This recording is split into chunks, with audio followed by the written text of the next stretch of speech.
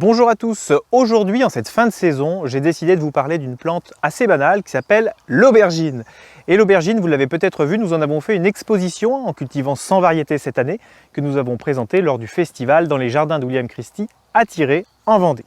Ici, j'ai planté le double, 100 variétés là aussi, et je vais essayer de vous expliquer un petit peu l'histoire de l'aubergine, comment elle pousse, comment elle se cultive, bref, j'espère qu'à la fin de cette vidéo, vous saurez tout sur l'aubergine. L'aubergine telle que vous la connaissez tous a été domestiquée il y a environ 2 millions d'années, plutôt dans le sud de la Chine ou le nord de l'Inde. Contrairement à ses cousines, la tomate, la pomme de terre, le poivron, le piment, eh bien elle n'est pas américaine, elle est donc asiatique. Et on connaît surtout ce type-là, mais sachez qu'il existe plein d'autres couleurs. Vous avez par exemple des blanches, des roses, des panachées, et même peu connues des vertes, plus connues justement en Asie, et bien sûr des formes très longues, très rondes, piriformes, bref, vous avez une diversité énorme qui existe.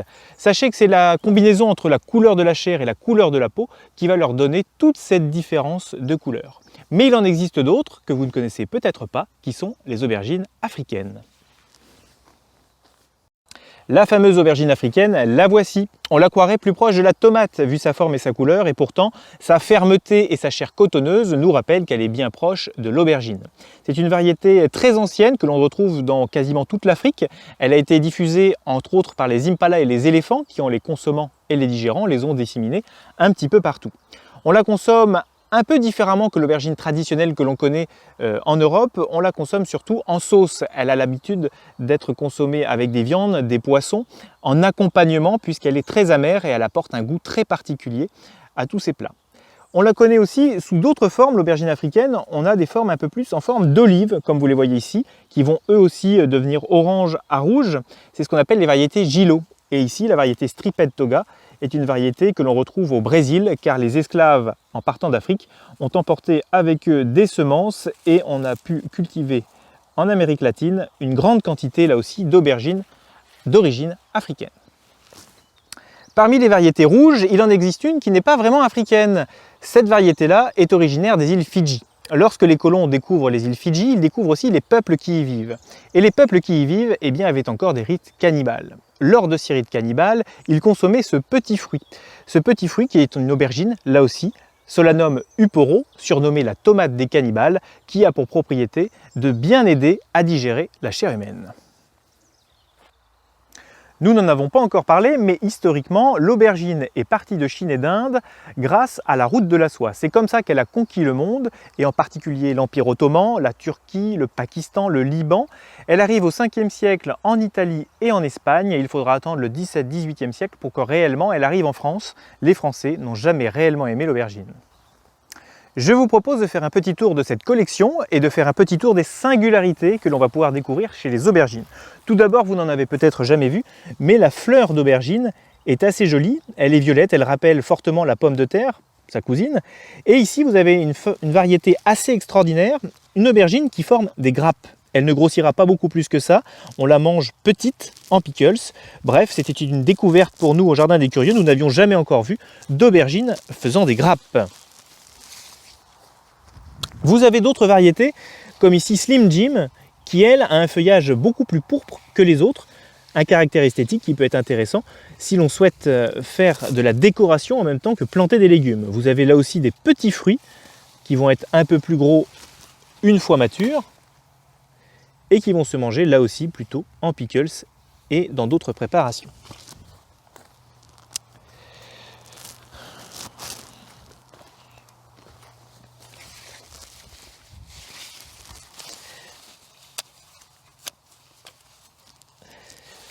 Cette variété, un hybride fin, s'appelle Riado.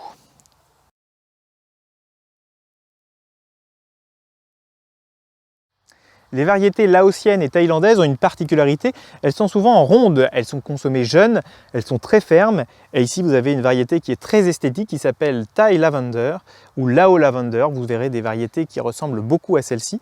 Elles sont rondes, elles sont très esthétiques et je les aime beaucoup.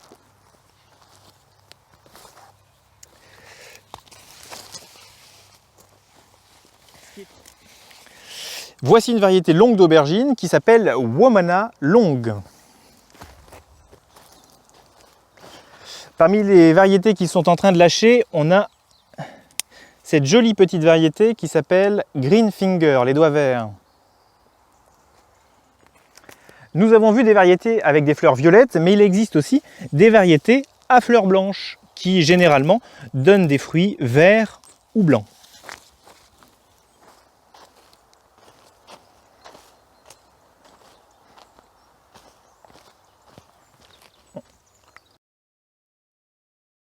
Non, ça marche.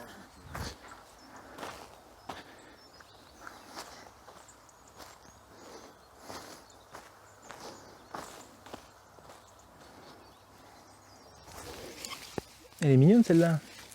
Est-ce qu'on a le nom? Lao White.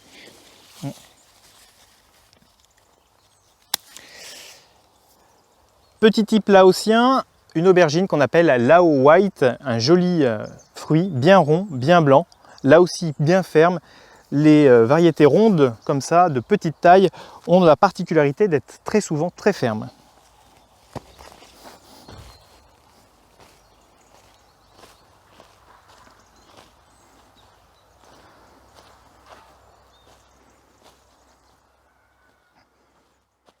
Les fameuses aubergines qui, elles, ressemblent à des œufs, il en existe plusieurs variétés de plus ou moins grosse taille. Ici, une taille assez modeste, mais vous le voyez, très généreuse, avec un véritable arbre à œufs, de quoi faire des blagues, pour ceux qui croiraient encore que les œufs poussent dans les arbres.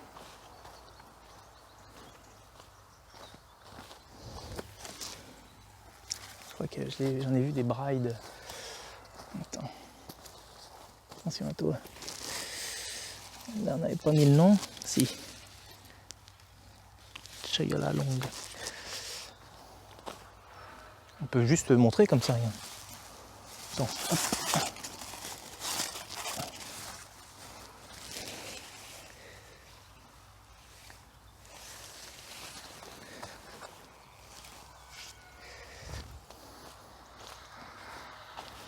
Tu peux filmer peut-être comme ça.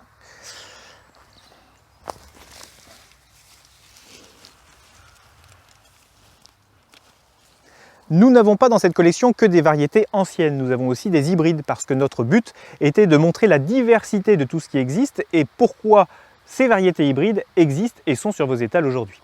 Parmi les raisons, ici l'hybride balurois, les hybrides créés récemment. En France, les premiers hybrides F1 sont dans les années 1970, alors qu'au Japon, les premiers hybrides sont dans les années 1930. C'est vous dire si les Français n'étaient pas du tout intéressés par le marché de l'aubergine.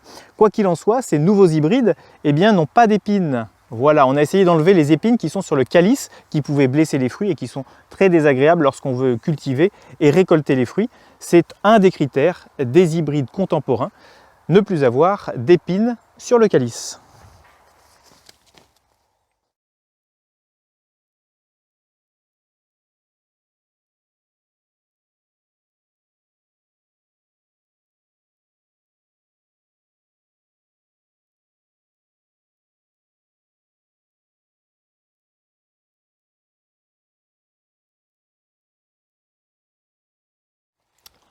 Encore une variété rare et peu connue, la variété Tanga Green. Regardez cette jolie marbrure, très esthétique, et là aussi très bonne puisque nous l'avons goûtée. Parmi les variétés africaines, on a parlé des variétés Gilo, en voici une autre, la Gilo Tanga Verde, qui a tendance à se consommer plutôt verte, mais qui à maturité devient rouge, ce qui en fait un très bel arbuste, très grand. Cette plante mesure facilement 1 mètre à 1,20 m de haut, sans problème. Encore une variété à découvrir, à la fois pour son côté esthétique et culinaire. C'est Béatrice. Béatrice. Hop.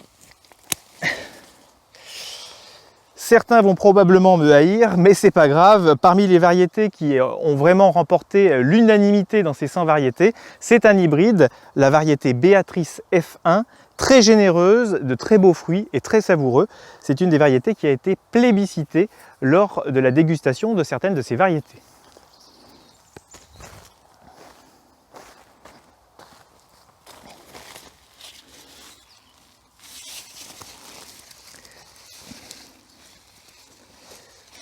Alors ça c'est qui?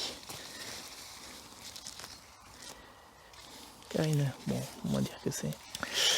Parmi les variétés singulières, on a aussi la plus longue et fine qui soit, qui est la Chinese String, la ficelle de Chine. Et cette variété ficelle de Chine, Chinese String, se mange crue. C'est une des rares aubergines que l'on peut couper en rondelles et consommer crue en salade.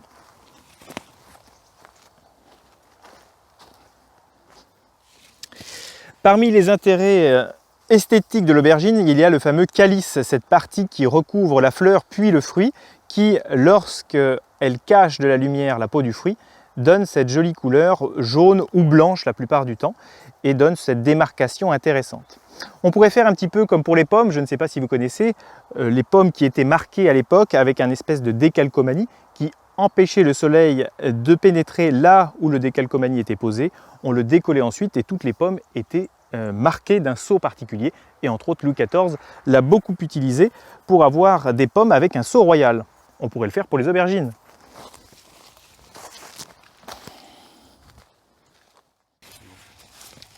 Parmi les variétés très productives et anciennes, on a ici la longue hâtive, une variété qui était au catalogue Vilmorin dans les années 1880. Vous avez aussi la deux Barbentane, qui est une variété historique qui a vraiment fait ses preuves. L'une comme l'autre sont très généreuses et je vous les conseille vraiment au jardin. Elles ont toujours fait leurs preuves et à mon avis pour de longues années encore.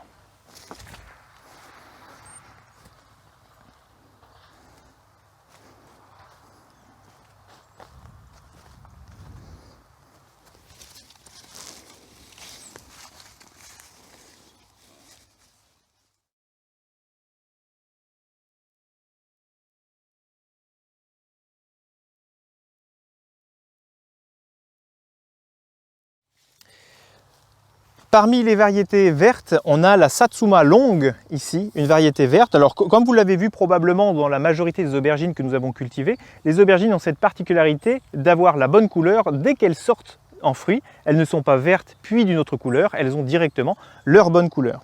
Ici on voit qu'elles virent délicatement au jaune. Hop. La voici à surmaturité, on dirait presque une grosse banane, mais en fait, quand elles sont à surmaturité, eh bien, les aubergines, comme je vous l'ai dit, ont un goût plus amer et plus de pépins.